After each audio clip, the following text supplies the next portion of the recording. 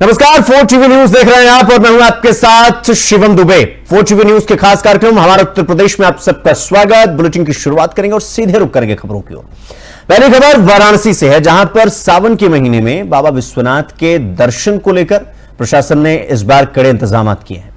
हर साल लाखों भक्तों की भीड़ उमड़ने के चलते काशी विश्वनाथ मंदिर प्रशासन ने बड़ा फैसला लिया है। दरअसल मंदिर के मुख्य कार्यपालक अधिकारी विश्वभूषण मिश्रा ने यह साफ कर दिया है कि सावन के दौरान वीआईपी और स्पर्श दर्शन कर पूरी तरीके से रोक लगेगी।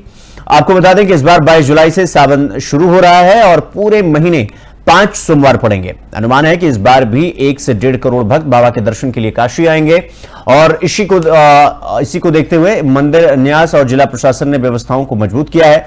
लाइन की संख्या बढ़ा दी गई है। पानी, ओआरएस और कूलर की व्यवस्था पूरी तरीके से कर ली गई है।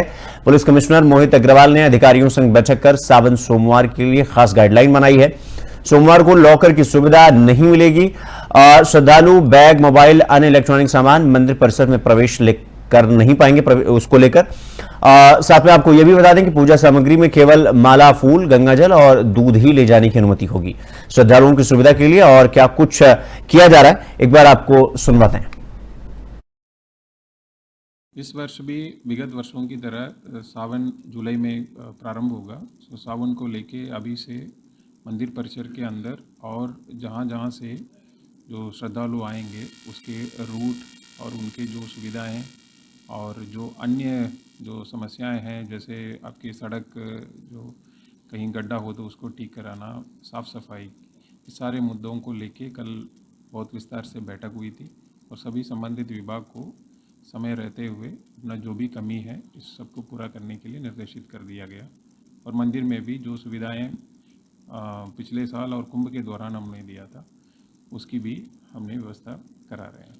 सावन में हम लोग प्रोटोकॉल दर्शन का वो डिस्करेज करते हैं क्योंकि उस समय जो सुगम दर्शन का वो नहीं रहता है और मंडे में भी भीड़। श्रावण मास को लेकर एक तैयारी बैठक एक सप्ताह पहले मंदिर के आंतरिक उसमें हम लोगों ने कर लिया था पुलिस के साथ, जो मंदिर पुलिस है उनके साथ। इसके बाद फिर अभी जितने स्टेक होल्डर्स होते हैं, जो यादव बंधु हैं, शिवसेना के लोग हैं या जो मधेशिया लोग हैं जो अलग से आते हैं यात्राएं लेकर, जिनकी पारंपरिक यात्राएं चलती हैं, उनके साथ भी कल एक बैठक कर ली गई थी।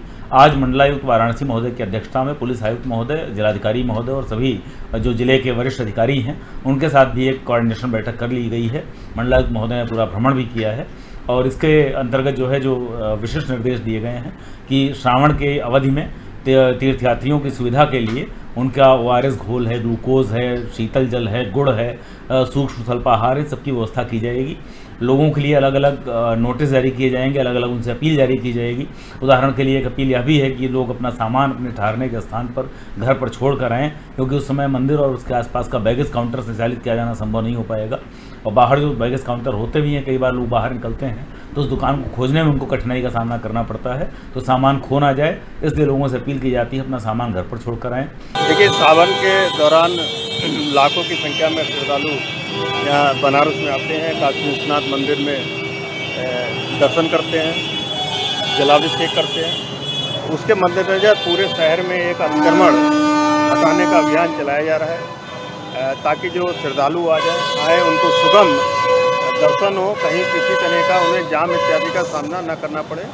उसके मद्देनजर आज कैंट रेलवे स्टेशन और जो यहाँ का जो बस अड्डा है उसके सामने सभी अधिकारियों के द्वारा भ्रमण किया गया है और जो कमियां यहाँ पर पाई गई हैं संबंधित अधिकारियों को उसके बारे में निर्देशित किया गया है, थाने को निर्देशित किया गया है, ट्रैफिक पुलिस को निर्देशित किया गया है और जो रोडवेज़ के अधिकारी हैं उनको भी चेतावनी दी गई है, यदि उनकी बसें रोड पर खड़ी होकर के रोड को जाम करेंगी, वहाँ पर सवारियों को भरेंगी तो उनके विरुद्ध भी एफआईआर लिख के कार्रवाई की जाएगी। इस वर्ष तो गुरु पूर्णिमा के अवसर पर हापुड़ की तीर्थनगरी ब्रजघाट में आस्था का सैलाब उमड़ा पड़ा और देश के अलग अलग राज्यों से आए लाखों श्रद्धालुओं ने गंगा के विभिन्न घाटों पर डुबकी लगाई और पतित पावन मां गंगा की विधिवत पूजा अर्चना की और सुख समृद्धि की लोक कामना भी की।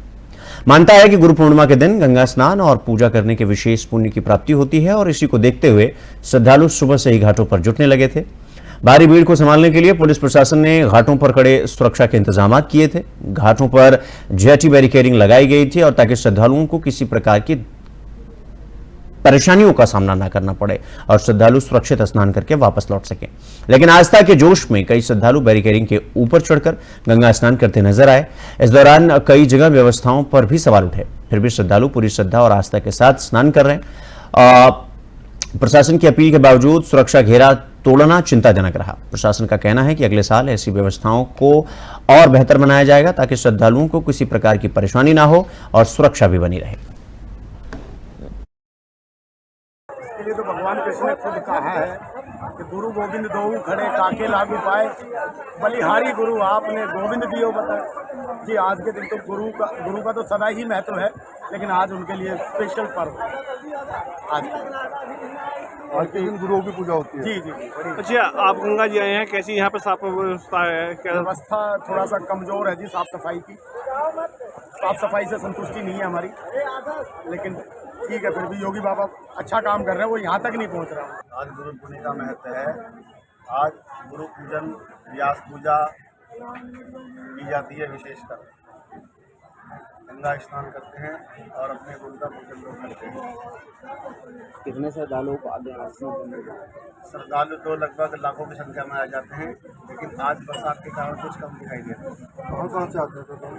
यहाँ से हरियाणा है, राजस्थान है, दिल्ली है, पंजाब है, गुजरात है, मद्रास है। तो अब रुक करेंगे अगली खबर की ओर। मैनपुरी के कुर्रा थाना क्षेत्र के गांव गदनपुर में धर्म परिवर्तन को लेकर बड़ा मामला सामने आया। गांव निवासी निवाजी लाल पर आरोप है कि उसने करीब 8 साल पहले हिंदू धर्म छोड़कर इस्लाम धर्म अपना लिया था। उसके परिवार वालों ने ही उस पर गांव के लोगों को बहला फुसलाकर जबरन धर्म परिवर्तन कराने के गंभीर आरोप लगाए हैं। शिकायत मिलते ही विश्व हिंदू परिषद यानी वीएचपी के कार्यकर्ता मौके पर पहुंचे और आरोपी के घर के बाहर जमकर जय श्री राम के नारे लगाए। गांव में अफरा तफरी मच गई और भारी भीड़ जमा हो गई। जांच के दौरान निवाजी लाल के घर में इस्लामिक चादर, नमाज की कालीन और मुस्लिम भेष में उसकी तस्वीरें भी मिली। खास बात तो ये रही कि निवाजी लाल ने अपने स्वर्गवासी पत्नी को घर में दफनाया और उसकी कब्र पर इस्लामिक चादर चढ़ा दी। इतना ही नहीं, उसने अपनी भी कब्र पत्नी की कब्र के बराबर में खुदवा ली। मौके पर पहुंचे सीओ सच्चिदानंद सिंह ने बताया कि पूरे मामले की गहन जांच चल रही है। आरोपी के घर से कई सबूत बरामद हुए हैं।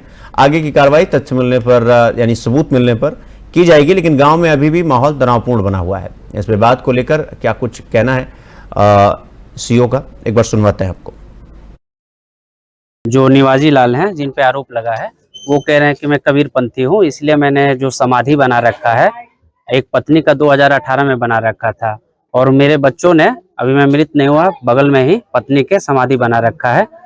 और इनके घर में कुछ इस्लाम से संबंधित जो कपड़े वपड़े हैं बता रहे हैं मिला है। मेरे द्वारा पूछे जाने पे कि मौलवी से बात हुई थी तो कहा था कि बच्चे अगर बीमार उमार हो तो उनके ऊपर रख दो तो सही हो जाते हैं, जबकि उनका कहना है कि मैं हिंदू धर्म ही अभी कबीरपंथी हूँ, मैं मुसलमान धर्म में परिवर्तन नहीं हुआ है मेरा कोई। अच्छा, इन्हीं के परिवार वालों ने आरोप लगाया है? और ये एक ही परिवार के हैं जिन्होंने आरोप लगाया है। उनका कहना है कि पप्पू जो मेरा परिवार का ही है, हमारा उससे जमीन का विवाद है, पहले से चल रहा है, तो मुझे फंसाने के लिए आरोप लगा रहा है। अभी मेरे द्वारा और जांच की जा रही है। जांच पूर्ण होने पे रिपोर्ट अपने कप्तान महोदय को दी जाएगा और आगे की विधिक कार्रवाई की जाएगी। कोर्रा थाना क्षेत्र में गांव गदनपुर पड़ता है। मुझे कल शाम को सूचना मिली थी कि गदनपुर गांव में एक प्रजापति परिवार जो कि पेशे से शिक्षक भी है, उनका एक बेटा सब इंस्पेक्टर और एक बेटा एलआईसी में काम करता है, उन्होंने एक अपने ही परिवार के व्यक्ति को प्रेसली रुपए का लालच देके धर्म परिवर्तन कराने के लिए उकसाया है। उस व्यक्ति ने जब मना कर दिया धर्म परिवर्तन कराने के लिए और मेरे पास सूचना आई, मैंने पूरा विषय पूछा तो उन्होंने कहा कि मेरे घर में मजारें भी बनी हुई हैं, उन पर लोग चद्दरें भी चढ़ाते हैं और बहुत सारे बाहरी लोगों का भी आना जाना रहता है। अच्छा, ये आपके बाजू में जो मजार चढ़ी है किसकी कब्र है ये? पता चला है कि जिनको नामित किया गया, जिन पर आरोप लगाया गया, तो उन्होंने अपनी पत्नी के यहाँ पे मजार बनाई थी आज से 5-6 साल पहले। अच्छा। और बगल में जीते जी उन्होंने अपनी मजार भी बनाई, लेफ्ट साइड में मजार बनी हुई है, उन्होंने जीते जी अपनी भी मजार बनवा दी है। और अभी वो जीवित है? तो अभी वो जीवित है वर्तमान में, आप उनकी बाइट भी ले सकते हैं। जब मैंने उनसे पूछा, प्रयास किया, तो उन्होंने कहा कि ऐसा कुछ नहीं है और मैं कबीरपंथी हूँ, मैं कबीर की पूजा करता हूँ। इसलिए मैंने थाना कुर्रा इंस्पेक्टर को तत्काल सूचना दी, तो उन्होंने धर्मांतरण के विषय को जमीन के विवाद में परिवर्तित करने का प्रयास किया और इंस्पेक्टर को भी गुमराह किया। इंस्पेक्टर गुमराह भी है, परिस्थितियां जो भी हों। इंस्पेक्टर ने मुझसे खुद कहा कि पूरा घर मैंने देख लिया, कोई भी अवैध सामग्री नहीं मिली है।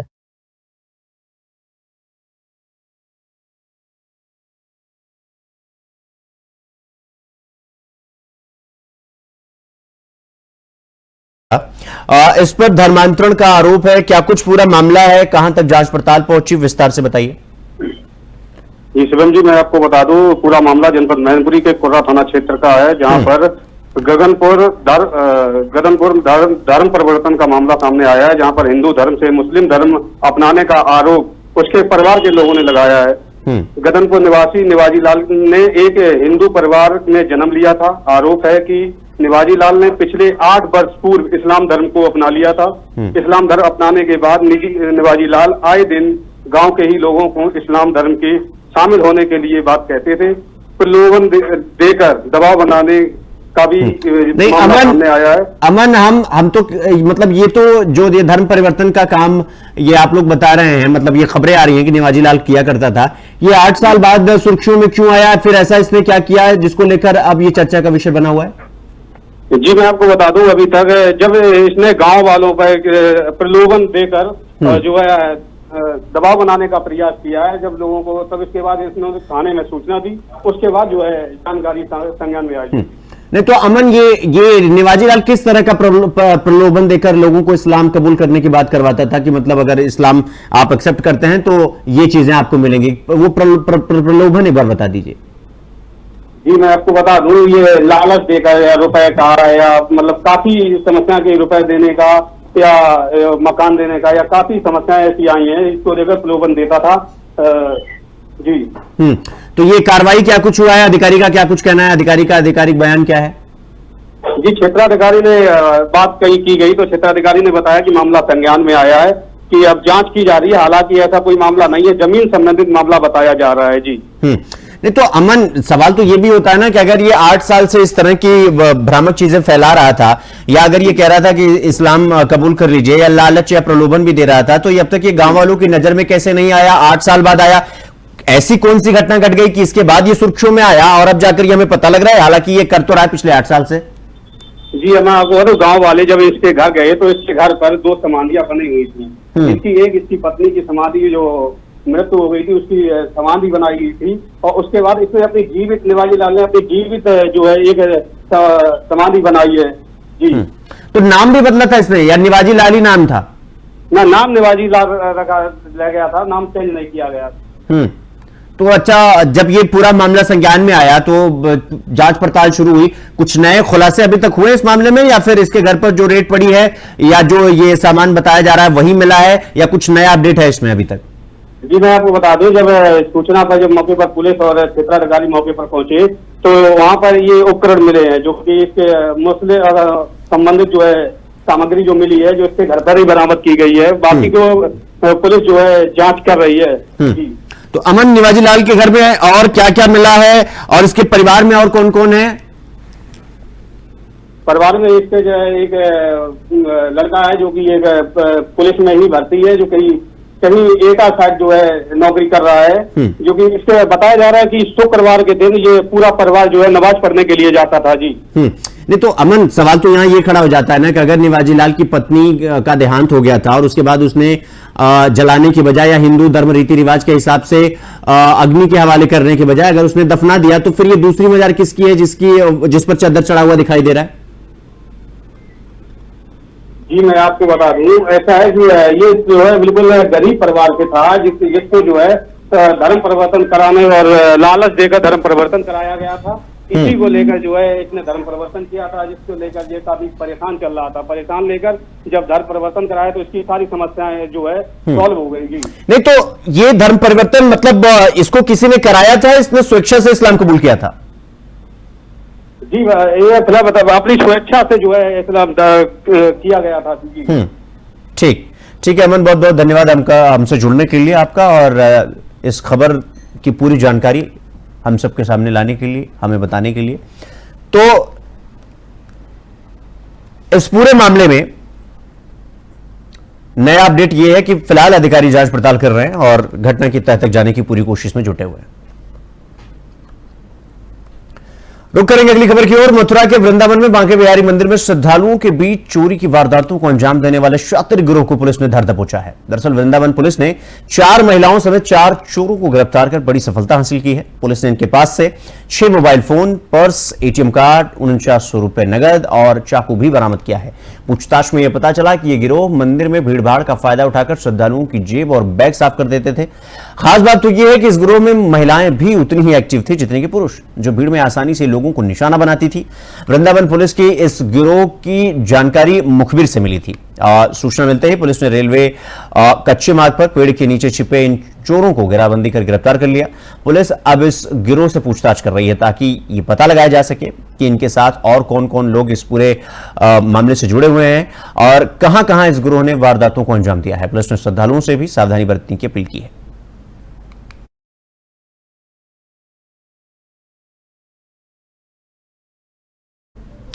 तो उत्तर प्रदेश के आगरा में यमुना एक्सप्रेसवे पर आज एक बड़ा हादसा हो गया। दरअसल खंदौली के पास एक तेज रफ्तार अज्ञात वाहन ने ऑटो को जोरदार टक्कर मार दी।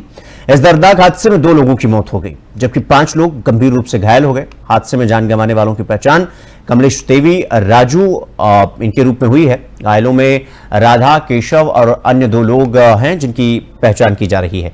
सभी यात्री आगरा के तोरा क्षेत्र के रहने वाले बताए जा रहे हैं। टक्कर इतनी भीषण जबरदस्त थी कि ऑटो के परखच्चे उड़ गए और चीख पुकार मच गई। सूचना मिलते ही स्थानीय पुलिस और एम्बुलेंस मौके पर पहुंची और घायलों को नजदीकी अस्पताल में भर्ती करवाया गया।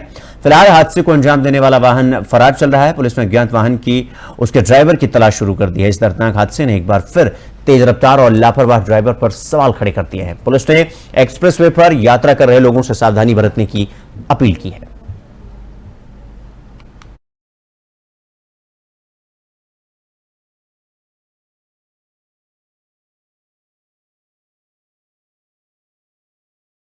तो वहीं मथुरा में पुलिस का बहुचर्चित ऑपरेशन लंगड़ा अभियान लगातार जारी है और इसी कड़ी में थाना सूरी क्षेत्र में पुलिस और पॉक्सो एक्ट के वांछित आरोपी रिजवान के बीच मुठभेड़ हो गई। चेटी गांव अंडरपास के पास हुई इस मुठभेड़ में आरोपी रिजवान के पैर में गोली लगी। रिजवान पर 6 साल की मासूम बच्ची के साथ दरिंदगी करने का गंभीर आरोप है, जिसके बाद से पुलिस उसकी तलाश में जुटी थी। पुलिस ने मौके से रिजवान के कब्जे से तमंचा और कारतूस भी बरामद किया है। घायल रिजवान को अस्पताल में भर्ती कराया गया है और अब उससे पूछताछ की जा रही है। इस पूरे मुठभेड़ के बाद एसपी ग्रामीण सुरेश चंद्र रावत ने बताया कि बच्ची के साथ घिनौनी वारदात करने वाले किसी भी आरोपी को बख्शा नहीं जाएगा और पुलिस का अभियान आगे भी इसी तरीके से सख्ती से चलता रहेगा। लंबे समय से फरार रिजवान की गिरफ्तारी से इलाके में दहशत का माहौल कुछ कम हुआ है। पुलिस ने लोगों से अपील की है कि किसी भी संदिग्ध गतिविधि को सूचना मिलने पर तुरंत इसकी जो सूचना है वो पुलिस को दें ताकि ऐसे अपराधियों पर कड़ी कार्रवाई की जा सके। जनपद मथुरा के थाना सुरील में दिनांक 9/7/2025 को एक मुकदमा 65(2) BNS और 5/6 पॉक्सो अधिनियम का लिखा गया था, जिसमें एक 6 वर्षीय बालिका थी जिसके साथ एक रिजवान नाम के अभियुक्त के द्वारा गलत कृत्य किया गया था। इसमें थाना सुरीर की पुलिस लगातार उसकी गिरफ्तारी का प्रयास कर रही थी। आज शाम को थाना प्रभारी अभय की टीम चेकिंग कर रही थी टेटी गांव अंडरपास पे। वहां पर यह अभियुक्त आता हुआ दिखाई दिया। इसको रोकने का प्रयास किया गया तो इसने पुलिस बल पर फायर किया।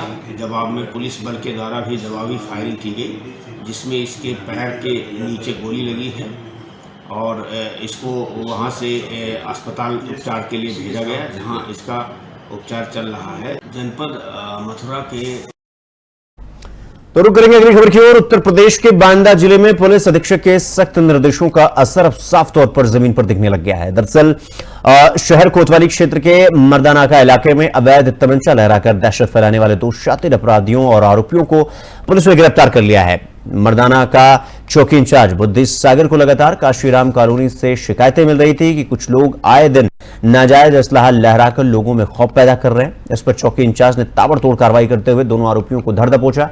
पुलिस ने उनके पास से 32 बोर और 315 बोर के नाजायज तमंचे के साथ जिंदा कारतूस भी बरामद किए हैं। दोनों अपराधियों का मेडिकल परीक्षण कराने के बाद उन्हें जेल भेज दिया गया। इस कार्रवाई के बाद इलाके में अपराधियों में खौफ का माहौल है। चौकी इंचार्ज बुद्धि सागर ने साफ किया कि जल्द ही मर्दानाका इलाके में सक्रिय सटोरियों पर बड़ी कार्रवाई की जाएगी। पुलिस अधीक्षक ने जनता से अपील की है कि किसी भी संदिग्ध गतिविधियों की जानकारी तुरंत पुलिस को दें ताकि अपराध पर पूरी तरीके से लगाम लगाया जा सके।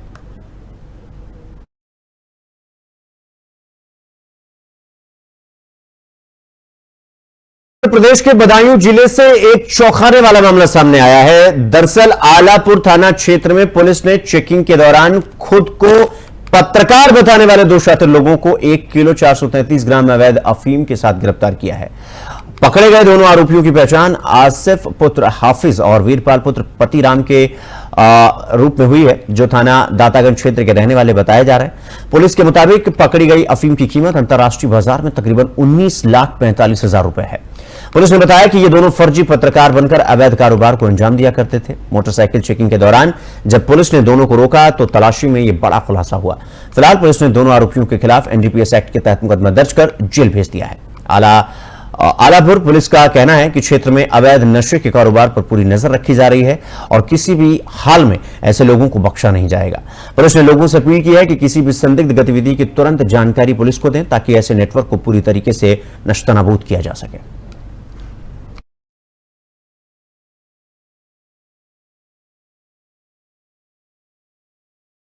नोएडा के थाना सेक्टर 39 क्षेत्र में पुलिस और बदमाशों के बीच मुठभेड़ की खबर सामने आई है। दरअसल 9 जुलाई को पुलिस टीम चौकी सदरपुर के पास चेकिंग कर रही थी, तभी एक बिना नंबर प्लेट वाला छोटा हाथी और एक ब्रेजा कार संदिग्ध हालत में आते हुए दिखाई दिए। पुलिस ने उन्हें रोकने का इशारा किया, लेकिन वो तेजी से भागने की कोशिश की।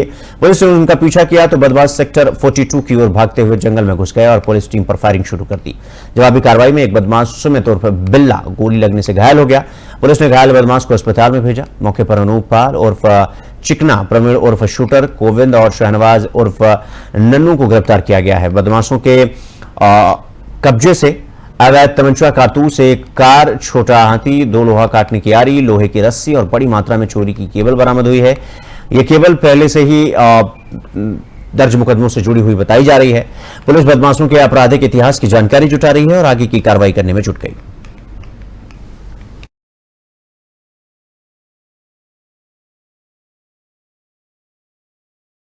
तो हमारे उत्तर प्रदेश में फिलहाल अभी के लिए बस इतना ही। देश और दुनिया की तमाम खबरों को देखने के लिए देखते रहिए 4TV न्यूज। नमस्कार।